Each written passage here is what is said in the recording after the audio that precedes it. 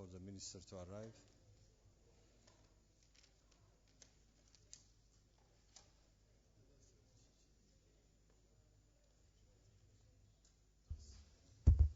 Hello.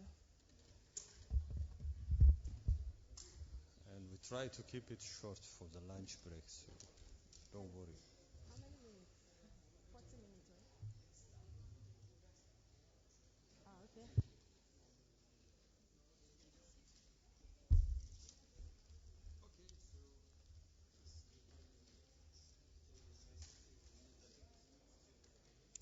Okay.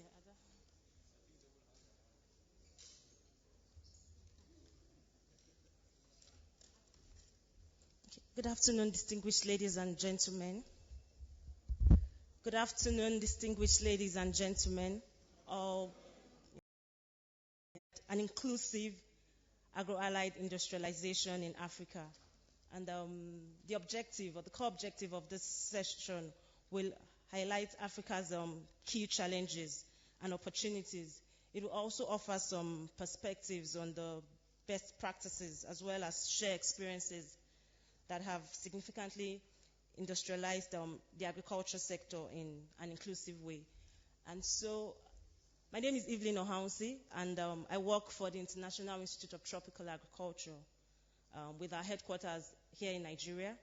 And I lead the Youth in Agribusiness office in my institute with the responsibility of driving the much needed and anticipated transformation in African agriculture and agro-allied industries. And my specific role involves channeling the energies and abilities of young people towards active and productive engagement in agriculture as a business. And so, ladies and gentlemen, please meet the panel members. So I'll go ladies first. We have Ms. Ada Osakwe.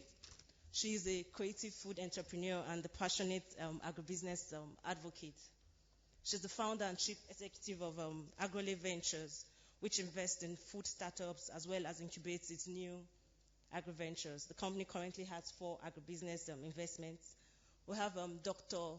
Chiji Ojukwu, who is the Director of Agriculture and last but not the least, we have Professor Christopher Barrett, who is the Dean of Economic Affairs at the College of Business of the Cornell University. So, without wasting so much time, our session has practically been reduced to about 40 minutes, and we will try to manage that.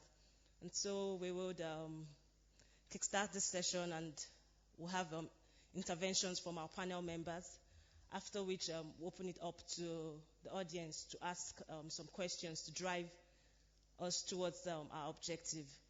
And so, Ms. Osakwe, just to set the ball rolling, we know you are a private sector person, and of course, agriculture remains vital for our economy and contributes about 50%. So my question to you is, what other actors or what roles do you play to support the development of inclusive agribusiness in Africa? Thank you. As you said, Evelyn, I represent the private sector here today. My company, Agrole Ventures, basically invests in innovative food companies across Africa, across the value chain of agriculture.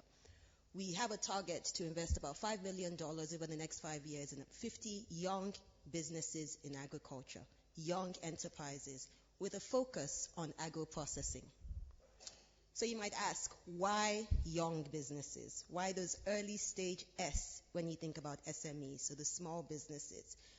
First of all, private sector and those SMEs truly are the catalytic force when you think about modernization and industrialization of agriculture. They provide that linkage that is required. Fresh produce from smallholder farmers. We buy their pineapples, their carrots, their lettuce. We take this, we make it into a nice looking juice product. We also take it and put it across the 4 different stores we have today, fast casual, fresh restaurants, so that we are creating a market for these farmers. We're a small business today. We're 2 years old, we're still classified as small with 16 staff members. Why is it important for inclusive growth? It really matters to us that smallholder farmer is able to give us the lettuce when we need it, the carrots when we need it. If it was a big company, they have choices. if the smallholder is not giving them the price they want, they could walk away, they could buy their own farm, they could do whatever.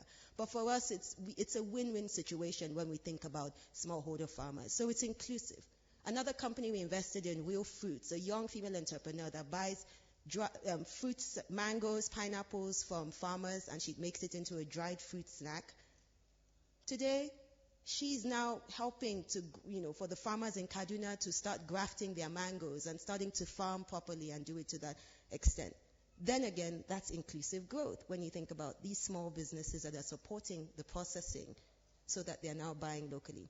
Secondly, why do we focus on the aspect of processing? Many people have talked about it today. The Vice President spoke about it. Everybody's talked about the need for processing across the value chain. You think about countries like Rwanda and think of their tea sector. 75% of the smallholder farmers in Rwanda's tea sector, of the people who focus in the tea sector are smallholder farmers. Yet they capture only 25% of the economic value. You compare that to farmers in the tea sector in Kenya that are organized. These farmers capture 75% of the value of the final tea that is exported. And what's the difference? The difference is that the farmers in Kenya own their own processing. So they're able to look for the efficiencies at the farm and pull things up as well. Same thing with cassava. 50% of the value capture is at the processing level. Rice, the same thing. Over 50% of the value capture is at processing level. We did all these studies when I was here with the minister in Nigeria working to attract private sector investors. Things like rice. We're spending, as at Africa, spending $3.5 billion annually importing rice. And this is rice that we can actually produce locally. It's the paddy. But when they ask those who are buying the rice, you and I, why don't you buy local? It's because you say, oh, it doesn't look right, it looks dirty, it's not packaged properly. And that brings me to my final point and what AgriLay as private sector looks at when we think about investing in agribusinesses and what needs to be done. And that final point is around the area of packaging. It's about moving beyond what you all say value addition, and it's moving to what I see as value growth. Because it's not just about putting tomato paste into, making tomatoes into tomato paste. It's about putting it properly in the right packaging, branding properly, and selling it, both domestically and globally. The packaged food industry globally is a $2.4 trillion industry. If Africa was to capture just even 1% of that, that's $24 billion. The ADB estimates that $21 to $30 billion is the financing gap for agriculture on a yearly basis. So imagine if today we were supposed to just capture 1% of the packaged food industries, where you start seeing made in Africa teas, rice, tomato sauces, pasta sitting on the shelves of Whole Foods, Trader Joe's, whatever, Tesco's in other countries. Just 1% of that $2.4 trillion packaged food industry, which is agriculture. We can suddenly start dealing and earning foreign exchange that we didn't see possible. So that's what I believe we bring to the table when you think about, and I believe that folks sitting here should be thinking about, let's not lose sight of the small businesses, the SMEs, as processors. Don't only focus on the big guys or the very small guys. Focus on that missing middle, the SMEs as agro-processors who are playing a role. And secondly, focus on the early stage investing in young enterprises, all the way across the value chain up to the processing and packaging level. Thank you. Thank you very much, Adam. Permit me to stress a particular phrase that a comprehensive transformation of the African agriculture sector towards agro-allied industrialization in Africa needs to be conducted in an inclusive way. And I like the fact that we're not going to evict smallholder farmers in the process. So thank you for procuring your raw materials from these farmers. And so over to you, Dr. Chiji Ojukwu. As the anchor of the Feed Africa initiative at the bank, please share with us the bank's perspective on inclusive agro-allied industrialization in that respect. Thank you. Thank you very much, Evelyn. I think the president of the African Development Bank said a lot about Feed Africa. The fact that 30% or 33% of Africans live beyond poverty line of $1.25 a day, or 420 million people. in Africa. And as our studies shows, if you don't do anything about it, in the next 10 years, this number will become 550 million Africans living beyond poverty line. And the fact that over 30% of African children are living in chronic hunger, and 58 million of them are stunted. And you know the cost of stunting to both the state and the families. And the fact, which he mentioned today, that we import Africa generally $35.4 billion of food, commodities that we should be producing. And I'm told Nigeria alone is importing 5 billion of this 35 billion. And DRC Congo is importing 1 billion, which is a lot. This is a concern. And the fact that we have little value addition. Take cocoa, for example. We are only, our processing capacity is about 16% of cocoa, and most of it is exported as cocoa beans, which the president referred to. This is what has given us a concern. This is what led to the Feed Africa, where we say, no, we cannot do this. We cannot continue this way. Our people cannot continue to suffer in poverty and chronic hunger, and we keep importing food. So we decided that we need to focus on commodity value chain approach. We need to target those 18 commodities where we are spending these huge sums of money to import, and see that we reach self-sufficiency and even export in most of these commodities. So what we have done is to focus on what we call enablers, and there are about seven of them. I'll quickly run through them. One, productivity is an issue. Today, Africa is about 10% of its best practice. That is, whatever commodity you will take, we are about 10% of what we should be producing. So I think the president mentioned it. We have set up a program we call Technologies for African Agricultural Transformation, TAT, whereby we are bringing CGI centers, working with other agencies in Africa to make sure that we take technologies that exist to the farmers. And then to look at the issues of inputs. The president mentioned what they've done in Nigeria through the growth enhancement program, whereby input is made more efficient and distributed on time through some level of subsidies. So we want to expand this to other countries. And then the second point is the issue of value addition. Today, 75% of agriculture is on-farm. In advanced countries, only about 25% is on-farm. 75% should be off-farm, because we are not adding value. Most of us concentrate our agriculture on the on-farm, just production. And even at that production, our productivity is very low. That's why we're shifting, making sure that processing and value addition, takes a greater part of our investment, so that we can also gain most of the values that we lose as a result of shipping unprocessed commodities. Thirdly, the issue of infrastructure, both hard and soft infrastructure. We have serious infrastructure deficit, so we want to invest in public goods through government, and of course, soft infrastructure like ICT and other through the private sector. And then the issue of financing. Okay, we've heard about investment in agriculture. Today, only about 7 billion is invested annually in agriculture, whereas we need about 30 billion, creating a lot of gap. The president has already mentioned that African Development Bank will be investing 2.4 billion annually, or about 24 billion in the next 10 years. But that still leaves a gap. So we are setting up innovative financing mechanisms to bring in additional finance from the private sector, especially from commercial banks. Today, commercial banks are only investing 5% of their portfolio in agriculture, despite agriculture occupying 24% providing 24% of the GDP. So we're going to look at all those and then make government invest more.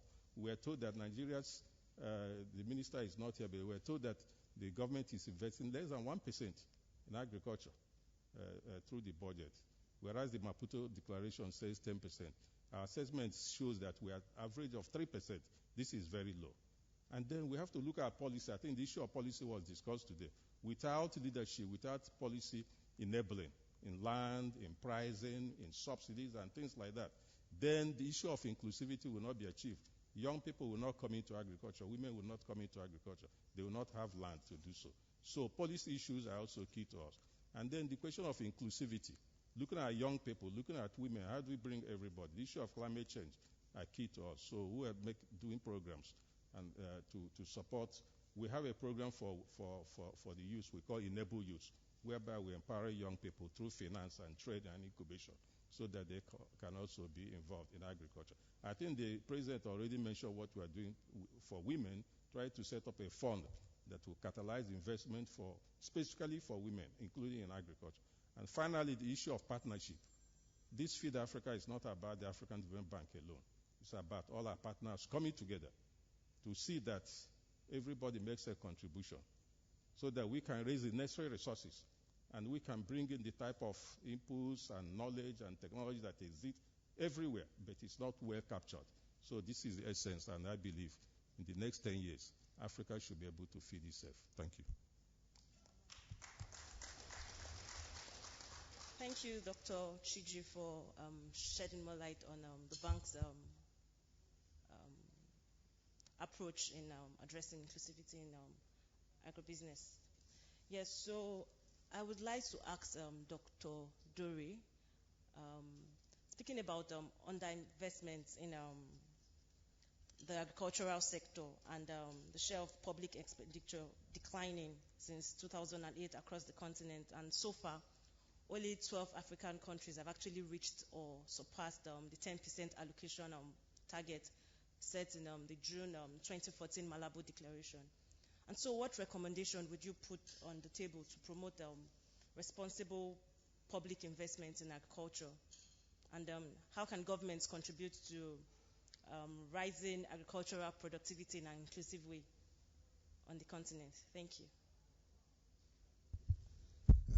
Thank you for the question. I first would like to put in the proper context these targets set at the African level, first the Maputo, then the Malabo Declaration.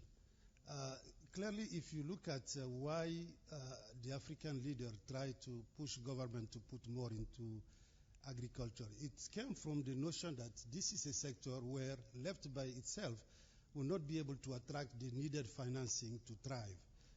Speaker before me have highlighted the riskiness of the sector, which need to be tackled before you can even hope to bring any investment. So they set this target to say, look, the classical economic theory suggests if you have a market failure, government has to step in. So by bringing the kind of investment they set to be 10% of the national budget, they believe this can resolve the problem. But what do we know? As you say rightly, few countries have met that target, and we do know essentially that this is not a panacea. What agriculture is today is sort of a business. Maybe my sister here has already talked to that, where you're looking at private investment. You're looking essentially at a sector that needs to be taken up by private investment. And so that would require government to do different things than just putting money. Government need to incentivize. Government need to create the regulatory environment. The government need to certainly devise scheme that would de-risk the sector. Mr. Chiji talked about the NASHAL earlier on, which is a mechanism by which you can get to crowd in commercial banking lending for the sector. So essentially, what the government has to do is a lot. But we have to be mindful that the way you drive this process of agro-ally industrialization to really transform this sector, you also need heavy investment that the private sector may not be able to bring into. So this is why I think, as you mentioned, the decline in the public investment, this is worrisome. But if you are a government, you're sitting there as a Minister of Finance. I was here at the same room in 2013 when the Nigerian Economic Society Group, they held a conference here. They brought the African Development Bank and Minister of Agriculture and Finance. So the idea was, because you have agri as a key sector that can contribute to macroeconomic stabilization, Finance Minister need to be having some sort of partnership with the Ministry of Agriculture. So what's happened in that conference, essentially, it just so happened, is that Minister of Finance were arguing that the number that people were providing to say, well, Nigeria has only 2% of its budget that go to agriculture, that number is not reflective of the whole scale of investment. You build a road in Cross River, which we call ADB funded it in partnership with the state of Cross River. That road was certainly meant to really connect various markets. You can build that as an investment for agriculture. It can be also in the budget slated as a road construction, maybe under the Ministry of Public Works. So there is a whole sort of classification issue as to what is the investment that can be, sort of attributed to pushing agriculture. So the upshot of my talk is to say that the talk is not about having agriculture for production and so on. It's agriculture so that you move along the value chain, processing, industrialization, and all that. That requires the type of investment that is expected of a responsible state. We do know, for instance, as the President was indicating this morning, that unless you fix the issue of power, how could you succeed in having these agro-ally firms? And you also need what we believe today should be a cluster approach that Nigeria has been moving toward, where you set up this special economic zone. The government would bring water, could bring energy, could support development of ICT, and you could then succeed in bringing those off-takers to settle in those zones. And those zones should be linked to those what we call a staple crop processing zone that ADB and the Ministry of Agriculture are already pushing. So really you have the scheme that should be there, but who to provide it is the government. Silicon Valley story and all those industrialized issues today had to involve some kind of government intervention. We are saying this make a case for it, but we shouldn't be driven by that normative 10% of budget to be, if you are a country, you have 10% of your budget into agriculture, it means that you are a successful country in promoting transformation. The answer is no. There's much more needed in the sector for the government to do so that agriculture can truly become a real business sector. Thank you. Thank you very much, Dr. Dere, for those insights. And so I would like to ask Professor Barrett as a follow-up. So what budgetary policies, institutional reforms should be created to improve the farmers' access to inputs, price information, and credit? And then if you have some best examples of best practices that you've come across, you should let us know. Thank you. Absolutely. No, it's a pleasure to be here, so thank you, and a pleasure to be sitting with such distinguished panelists. Agriculture is Africa's future. It's its past, but it's also its future. Half of the world's uncultivated arable land is in sub-Saharan Africa, and with the world's population and income growing and urbanizing, the demand for food is going to increase between 70 and 100% over the next 30 years. We're going to have to bring more land into cultivation in the world, and Africa is going to be the primary location where that expansion will occur. So how do we execute that? And what do governments and multilateral agencies, including the African Development Bank, do? What experience do we have? Well, first, we know that the rate of return on investment, if you will, in agricultural R&D is, depending upon how you like to estimate it, somewhere between 30 and 50% a year. I wish I could get that on my pension and investments. I'd retire tomorrow if I'd been able to achieve that kind of rate of return. Why is the rate of return on agricultural R&D so high? Simply put, we underinvest. African governments have been improving their investments, but they still fall short of where they need to be.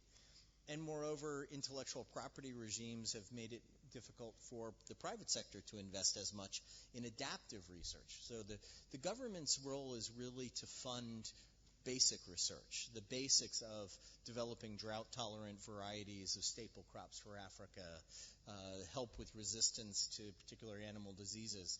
But the private sector plays an incredibly important role in tailoring those products to very specific agroecological niches.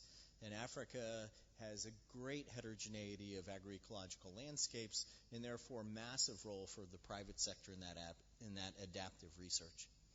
So the second big area where there are significant returns is in human capital. So we know that the returns to human capital are very high, that in Africa we've seen rapid positive expansion in primary education, less so in secondary education, and still less in tertiary. And there's a huge youth bulge that's coming through. So what are we going to do with an undereducated workforce? Well, first of all, agriculture can absorb part of that, but you really need the educational system to support the post-harvest value addition of the sort that my colleagues have just discussed. That doesn't require completing PhDs in economics. That requires good, solid training in applied disciplines, in food science, in farm management, etc., so that people can skillfully use the resources available here. Government plays a central role in providing education because it's a public good. We all benefit from it. Third, transport systems. I completed with one of my former students a study that was published earlier this year that generated a really striking result. When we look at maize prices across East Africa, across multiple countries in East Africa, and we look at how they respond to global maize market price shocks, and we look at how they respond to global oil price shocks, food prices, maize consumer prices in landlocked areas of East Africa respond more quickly and more vigorously to an oil price shock than to a maize price shock. Why is that? Transport. Simply put, the African value chain is long and terribly expensive. That makes it a risky, expensive venture for businesses that are trying to move product from the countryside to cities or move from the countryside to ports and out to the rest of the world. But it also means that the African consumer is especially vulnerable to fluctuations in oil prices that, when oil prices go up, add to the cost of food. So improving the transport infrastructure, improving competition in the transport sector to bring costs down are, again, very important roles for government to help crowd in private investment. Finally, conserving the natural resource base on which agriculture depends is really crucial. The famous American author in the 19th century, Mark Twain, once remarked, "Invest in land. They're not making it anymore." And that's true. Land is increasingly valuable with population growth, with growing productivity of agriculture, but we are also losing the value of land. Land degradation, soils degradation is a very serious challenge. And soils degradation is a challenge in part because it's very hard for farmers to know exactly what they need to do to retain the organic matter and critical minerals in their soils. In the United States, when the U.S. government introduced the soil conservation programs in the mid-1930s, in the midst of what was known as the Dust Bowl, what today we would call desertification. So 80 years ago, we faced similar problems in the United States. And we immediately saw a significant growth in the rate of total factor productivity growth in agriculture, simply by providing the information and technical assistance needed for farmers, large and small, to conserve the crucial soils on which the entire sector depended.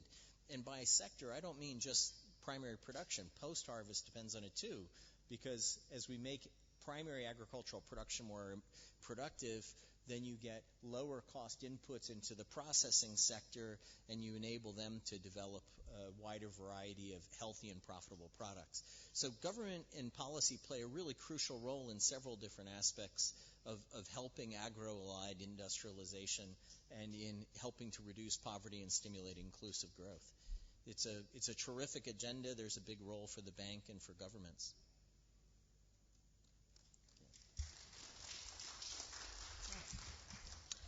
Thank you very much, Professor Barrett. And about now, I will reserve the other questions because I am sure we've spent about 30 minutes already, and the audience have some burning comments and questions. But we have to keep it really simple so that we can give the panelists time to react to those questions and also for us to actually recap the proceedings of this panel. And so we have 4 panelists, right? And okay, so I would open the floor to just 5 comments or questions, as it may be, 5. And I think we have some microphones to. Oh, the person has to walk up here. That will take time. Okay. What? Okay. Yes, so please let me see your hands if you have a question or comments for the panel.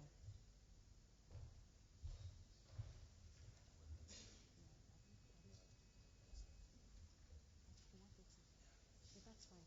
Okay. Yeah, 1, 2. You need to walk up to the stage or the platform. You could address it to any of the panelists or just ask and then we would assign. Thank you very much. All right. So my question is for Ada Osakwe. What's your name? My name is Linga Mbayem from the AFDB.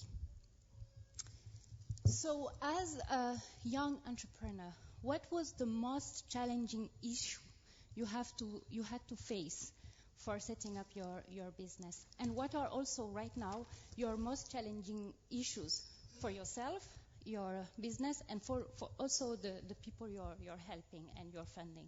Thank you. Thank you, Linda.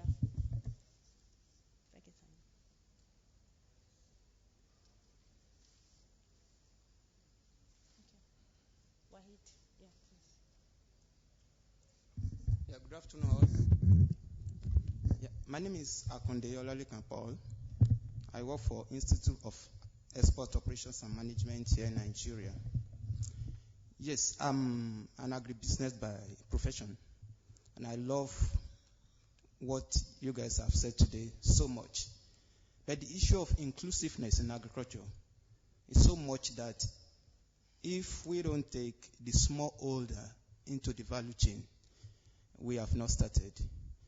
Directly what Ada was telling us, what they started, they are looking directly at smallholder, because what I do almost every day, I work with the smallholder farmers. Now, smallholder, especially in Nigeria, they constitute about almost 60 to 70% of the agriculturists in Nigeria. So, my question is, as a farmer, I was born on the farm, I was raised on the farm. A farmer is very happy after you produce your product and somebody take it off from you. You don't have much to do. You think of going back to farm, plan for next year. So what are we doing from the multilateral institution, AFDB, government? What do they do to help, rather to reach this smallholder more? Because most of them live in the rural community. You've talked about the infrastructure deficit, road network. I remember as a young boy growing up in the village, sometimes we grow tomato, a basket of tomato will be there after 3 days, it's gone. The person that was supposed to come and pick it up from us has no vehicle to move to our village. He cannot reach us. So what are we doing about that? That's my first question. Secondly, is value addition. Yeah, I'm happy Ada said it that is going from value addition to value growth. We should think more of investing or financing more in the value addition or value growth. Thank you very much.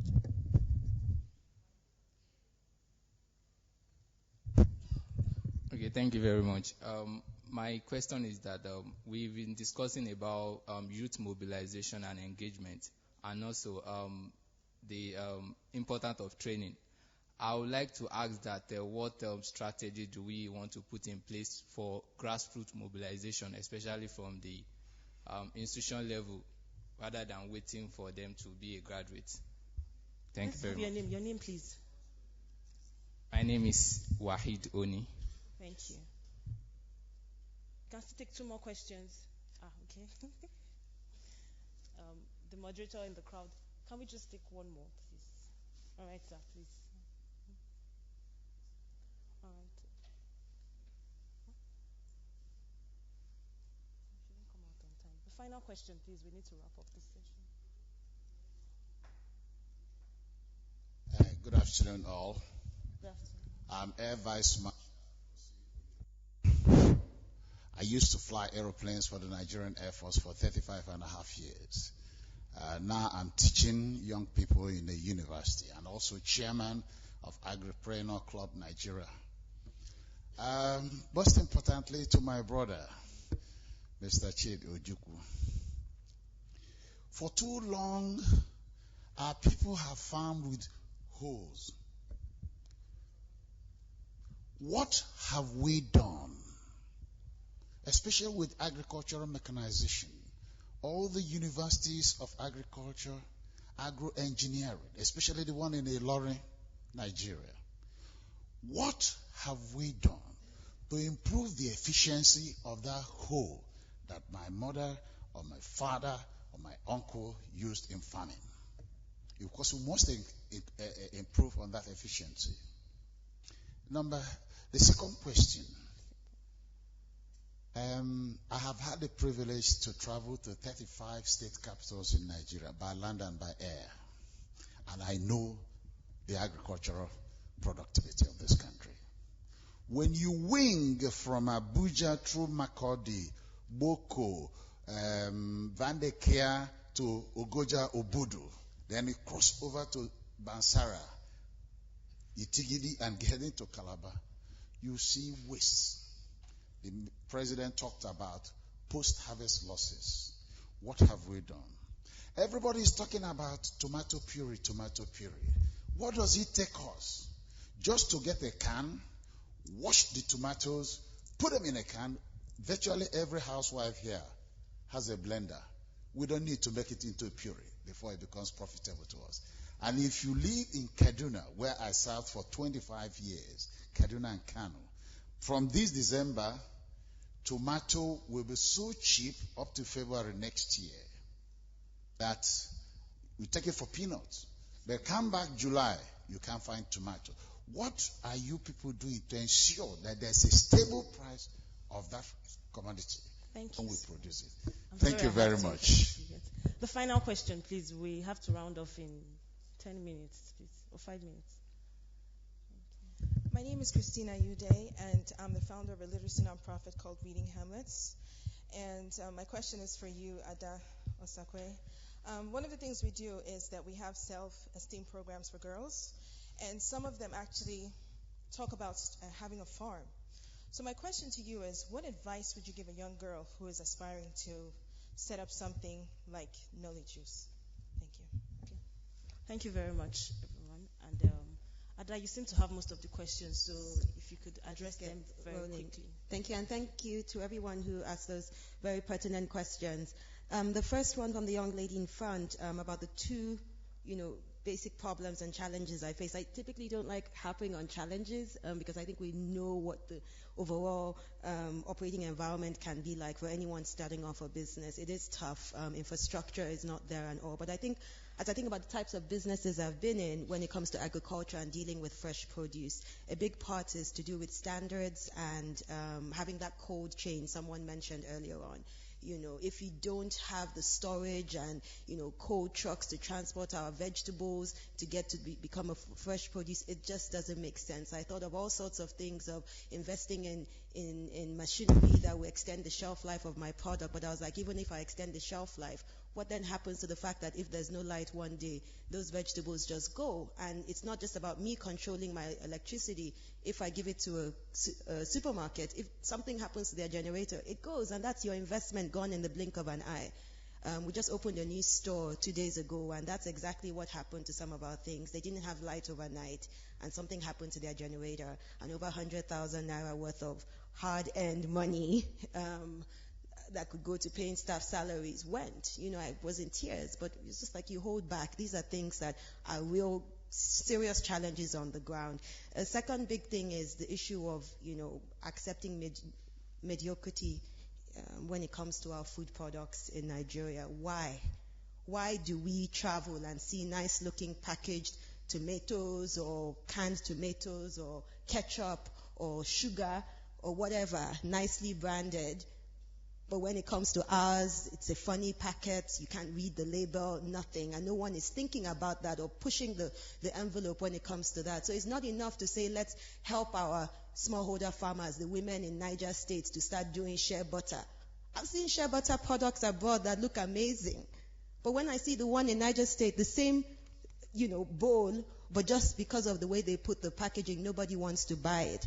So I think that aspect of not accepting mediocrity when it comes to our food and agricultural products is a big challenge, and it goes across the board. Finally, to my last huge challenge, as we think about food and developing this agribusiness thing, we have to think about all the other ancillary industries that come with it. I know how difficult it is for us to source our PET bottles because there's no manufacturer, only one in Lagos. We've just launched a ready-to-eat stew product. So it's stew in a jar, ready to eat, to deal with the rising urbanization convenience factor. So you scoop it out, put it on your rice, and you have your father's stew ready to go. But those jars, I'm bringing it in from Ghana. Even Ghana is bringing it from China because there's a moribund asset right now of a glass manufacturing facility that was never done. So how do you support a growing agriculture, agribusiness, food sector if you're not supporting all the things that go with it? So I think we really, truly need to take a step back over and above infrastructure and all. It's all the other industries that tend to drive that. So I think really I don't want to take too much time out quickly. And then for women, I can have that offline conversation just in the interest of time. Thank you. Thank you very much, Ada. Dr. Ojukwu, you might want to respond to the question on mechanization that was posed to you. Okay. Thank you very much. First, there was a question about smallholders. Okay. My president likens agriculture to a town. When you go to a town, you see huge buildings, you see medium buildings, you see small buildings, small houses, but they're all together in a town. So in agriculture, we have smallholders, we have medium level holders, and we are looking at all of them. That's what we call inclusivity. So we're not going to say we're going to focus just on smallholders, we're just going to focus on medium holders, or we want to focus on all of them. So how are we going to do that? Today, the president talked about the agropoles, or agro-processing zones. They call them different names in various countries. So what we want to do is we take some commodities where we have the potential to grow those commodities. And then most of these commodities will be grown by smallholders. Okay? And then we bring all the other enablers that we mentioned, roads, the public goods must be put by the government. And then we bring the private sector, the off-takers, these big farmers that you talk about, to bring their factories and industries within the zones where these small holders are doing their business. So all together, like a city. So it's an integrated approach that we want to follow. We call it agropoles. And a number of countries have approached us to support them, including Nigeria, where we're supporting the staple crop processing zone. In DRC, where we're supporting the Bukango-Lonzo agro-industrial park. In Ethiopia, we're also supporting, trying to help them with the agro-industrial parks. In Cote d'Ivoire, the agropoles and many of them. So this is the approach we want to follow in order to tackle this idea of post-harvest losses, inadequate infrastructure, and low productivity as a result of inadequate technology, all in one comprehensive program or flagship we call agropole. And then, sir, about the issue of the hoe, I think we want to get out from the hoe. That's why we're supporting mechanization. We know that not many farmers can afford tractors or harvesters. So we're supporting equipment hiring services, whereby some of the private people can set up, we support them with the financing, can set up the equipment hiring services, and farmers can go to them, pay for the services, and they will supply them. I was in Uganda last week where I was told government is distributing millions of hoes. And I told them that you are taking us back because African Union said that hoes should go to the archives. And here you are promoting hoes. We cannot be productive by asking our farmers to continue to bed down using hoes, and 1 hectare that they should do in 1 day, they do it in 1 month. By the time they finish tilling, the season has gone. We want to move out from that. We want to promote mechanization. And the African Development Bank had a flagship on mechanization, which we want to take to various countries. Thank you. Thank you very much, Dr. Ojukwu. And I would like Dr. Dore and Professor Barrett to probably, address some other issues that were not addressed, and then give some concluding statements as we round off this session. Thank you. Just quickly, coming back on the smallholder plight. It's not just an issue of infrastructure, and which is basically done by us, the government, in terms of, if you look at the Agricultural Transformation Support Program by the ADB, the first component of that program is really providing the required infrastructure, irrigation, dam, small borehole, and all those, so that the smallholder can have a need to expand. But the real issue in addressing holder farmer is the issue of market. And this is why you heard somebody talking about today to the governor, the Minister of Agri, of this Anchor borrowing program that the government did in Kebbi State, I believe. These are the kind of approach which the bank also is doing through, obviously, the agropole concept, where you get a big investor in the zone who really cater to the need of, as a market to act, to get the produce of this small farming. So I think that approach, to some extent, go a long way toward, bringing business to that level, because they will feel part of the value chain development. Everything starts with the production. So, but you produce, you don't have a storage facility, you get all those post-harvest loss that we've been talking about. But the issue of having anchor investor in the zone, which is what Dangote is doing in Kano, I believe, on the issue of tomatoes, these are the approach that I believe are essential to address the smallholder plight in agriculture. Thank you. Thank you. I guess I would just add very briefly, it's important to keep in mind as we talk about smallholders that it is important to reach the smallest farms across the continent. I submit that the best agents to do that are the private sector. There's a much better track record on the part of Nestle, Coca-Cola, Unilever. They hit every village in the world. The private sector is typically much more cost-effective at reaching rather small villages and individual consumers and consumers of inputs in agricultural production than is government. So it's really about empowering the private sector. And second point, remember that very few smallholders wish to remain smallholders. They typically want to grow their farms, or they want an orderly, voluntary exit from agriculture. Part of the structural transformation is that fewer people farm. The sector consolidates as people move into higher value addition post-harvest and manufacturing and services sectors. So while we do need to target the smallholder farmer with appropriate technology, supportive policy, that needs to really be driven by the private sector, and it needs to be, above all, with an eye towards helping smallholders ensure that their children live a more productive, more remunerative, and less demanding lifestyle than the parents. All right, thank you very much, distinguished ladies and gentlemen. I'm told our time is up, and we've achieved so much despite the impossible, or the time was not on our side, but yet we achieved so much. So I want you to please appreciate the panelists with me, and then thank you very much for participating in this session. Thank you. Ladies and gentlemen, I thank excellent moderation, excellent panel rising up to the challenge, and of course, big applause to yourselves for really making it this far. You blame me for the lunch, I'm guilty. But here is a short announcement how we organize ourselves.